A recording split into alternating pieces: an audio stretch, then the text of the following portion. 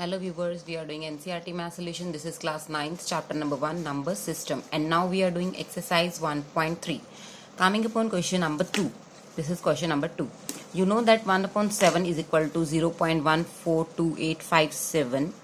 Then they are saying, can you find the product of 2.7, 3.7, 4.7 and 5.7. So as we know that 1.7 is 0.142857. Clearly, now if I want to find 2.7, it means मैंने क्या किया होगा, 2 को 1.7 से multiply किया होगा, है ना. 2 मल्टीप्लाई 1.7. अगर यहाँ 2 से मल्टीप्लाई किया तो आप यहाँ पर भी 2 से मल्टीप्लाई कर दोगे. This will be 1.472857. So when you will multiply it with 2, you will be getting its answer 0.2857. 0.285714. Same way, if you want to know 3.7, this is 3 into 1.7. आप 3 से मल्टीप्लाई करोगे and you will be getting 0.428571. Same way, if you want to know 4.7, you will multiply it 1.7 with 4 and you will be getting 0.571428. तो ऐसे ही आप जैसे 5.7 आपको ढूंढना है तो 5.7 इज इक्वल टू 5 मल्टीप्लाई 1.7. 1.7 की प्रोडक्ट को 5 से मल्टीप्लाई कर दोगे and you will be getting this 4285. तो व्हाट इज द रीज़न कि आपने यहाँ पर 2 से मल्टीप्लाई किया तो यहाँ पर भी. सिमिलरली अगर आप इस नंबर को 3 से यहाँ मल्टीप्लाई कर रहे हो तो यहाँ पर भी 3 से मल्टीप्लाई करोगे. अगर यहाँ 4 से मल्टीप्लाई कर रहे हो तो यहाँ पर भी 4 से, and so on. You will be getting its answer. Now let's coming upon question number 3. In question number 3 what is written express in the form P upon Q. तो आपको इस नंबर को पी अपॉन क्यू यानी कि rational number की form में represent करना है. तो चलिए जो भी गिवन है उसको हम एक्स सपोज कर लेते हैं. सबसे पहले एक्स इज इक्वल टू 0.6. इस चीज़ को बोलते हैं बार, 0.6 बार. तो इस बार का क्या मतलब होता है कि 6 बार बार रिपीट हो रहा है ना. तो हम इसको ऐसे भी लिख सकते हैं 0.666. जितनी मर्जी बार आप सो ऑन 6 लिख सकते हैं. ठीक है. So this is your equation number 1. अब अगर तो बार जो है एक डिजिट के ऊपर है तो आप दोनों साइड पर 10 से मल्टीप्लाई करोगे. अगर बार जो है वो 2 डिजिट्स के ऊपर है तो आप दोनों साइड पर 100 से मल्टीप्लाई करोगे. अगर बार 3 डिजिट के ऊपर है तो आप दोनों साइड पर 1000 से मल्टीप्लाई करोगे. अब ये बार जो है एक ही डिजिट पे है तो हम लिखेंगे मल्टीप्लाई बोथ साइड्स बाय 10. तो हम 10 से मल्टीप्लाई कर रहे हैं इसको. तो x को अगर 10 से मल्टीप्लाई करेंगे दिस इज 10x. और इसको जब हम 10 से मल्टीप्लाई करेंगे 0.666 मल्टीप्लाई 10, तो 10 से जब मल्टीप्लाई हुई होगा ये बन जाएगा 0.66. मतलब 1 0 पॉइंट 1 डिजिट आगे चला गया एंड सो ऑन. अब आपने क्या करना है, अब आपने करना है सब्ट्रैक्ट करना है. Subtract 1 from 2. आपने 1 को 2 में से सब्ट्रैक्ट कर देना है. ठीक है जी. देखिए 10x माइनस एक्स, ये हमारा हो जाएगा 10x माइनस एक्स. और यहाँ पर 0.66 माइनस 0.66. इसमें से इसको माइनस करेंगे और इसमें से इसको माइनस करेंगे.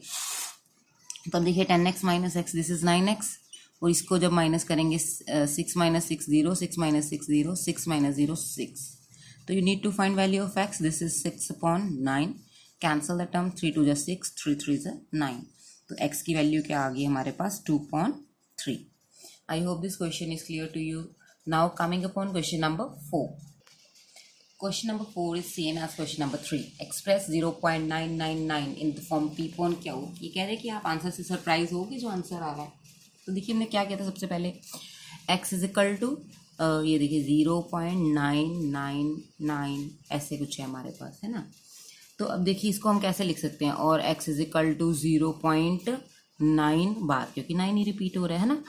ये हमने क्यों लिखा है ऐसे, ताकि हमें पता चल जाए कि हमें मल्टीप्लाई 10 से करना है, 100 से करना है, 1000 से करना है या किससे करना है.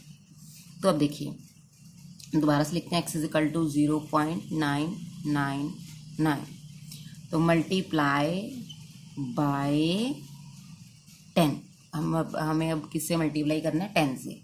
तो 10x इज इक्वल टू 0.999 है ना, तो इसको 10 से मल्टीप्लाई करेंगे। एक 0 है तो पॉइंट एक डिजिट आगे शिफ्ट होगा, 9.99। ठीक है, यहाँ पर एक 9 आप कम ही ले लीजिए। 10x, ये आ गई हमारी इक्वेशन 2। अब सब्ट्रैक्ट करेंगे, सब्ट्रैक्ट 1 फ्रॉम 2 से। देखिए क्या आएगा हमारा, 10x माइनस x आ गया, एंड 9.99 माइनस 0.99,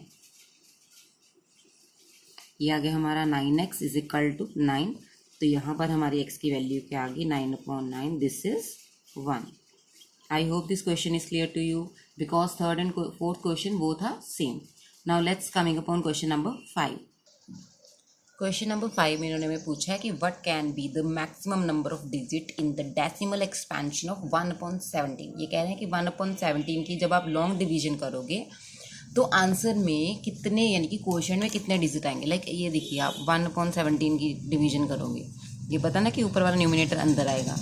तो यहाँ एक बात आपको समझनी है कि जितना जिससे हम डिवाइड कर रहे होते हैं, लाइक यहाँ पर हम 17 से डिवाइड कर रहे हैं, तो यहाँ डिवीज़न में जितने भी डिजिट आएंगे वो 16 डिजिट होंगे, बस इससे ज़्यादा नहीं हो सकते, उससे कम होते हैं हमेशा। जिस नंबर से हम डिवाइड करते हैं और आंसर में जितने भी डिजिट आएंगे, लाइक 0.45968, तो वो इससे एक कम आते हैं।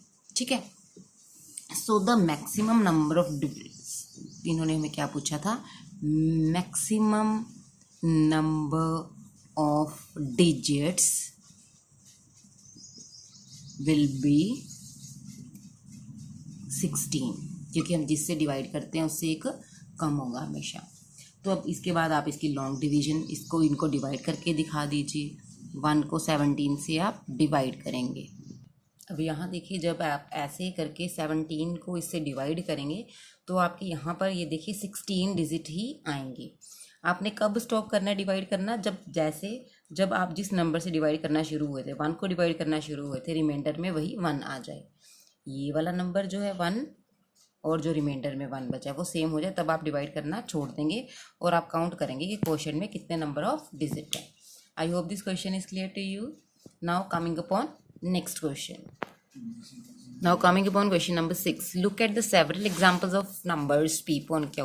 अब कहते हैं p upon q में आप जब देखते हो कुछ एग्जाम्पल्स जहाँ पर p और q जो है इंटीजर होंगे, उनका कोई भी कॉमन फैक्टर नहीं होगा 1 के अलावा। And terminating, can you guess which property satisfy. Terminating number वही होते हैं, ध्यान रखिए, लाइक 3 मैं 2 लिखूँ, है ना, तो टर्मिनेटिंग कैसे होगा ये, अगर मैं इसको मल्टीप्लाई करूँगी 5 के साथ, देखिए आ गया हमारा 15/10, मतलब नीचे जो है वो 10 हो या 100 हो या 1000, कुछ ऐसा होना चाहिए। तो आप किसी भी एक ऐसे नंबर से मल्टीप्लाई कर दोगे ताकि नीचे डिनोमिनेटर में 10,000 या 100 बन जाए। तो ये देखिए हमारा 10 को कैसे लिख सकते हैं, 2 × 5। तो आप एक चीज़ ध्यान में रखिए कि जो भी टर्मिनेटिंग नंबर होंगे उनके नीचे या तो 2 की पावर समथिंग होगा या 5 की पावर समथिंग या 2 × 5 की पावर समथिंग। नीचे या तो 2 की पावर कुछ होगा, यहाँ पर कुछ भी पावर होगी, या 5 की पावर कुछ भी होगी, है ना, या 2 और 5 दोनों की पावर कुछ ना कुछ होगी। वही नंबर टर्मिनेटिंग होते हैं जिनके नीचे 2 समथिंग होगा, 5 समथिंग या 2 × 5 something. I hope this question is clear to you. Thank you so much for watching the videos and please don't forget to subscribe my channel. Thank you.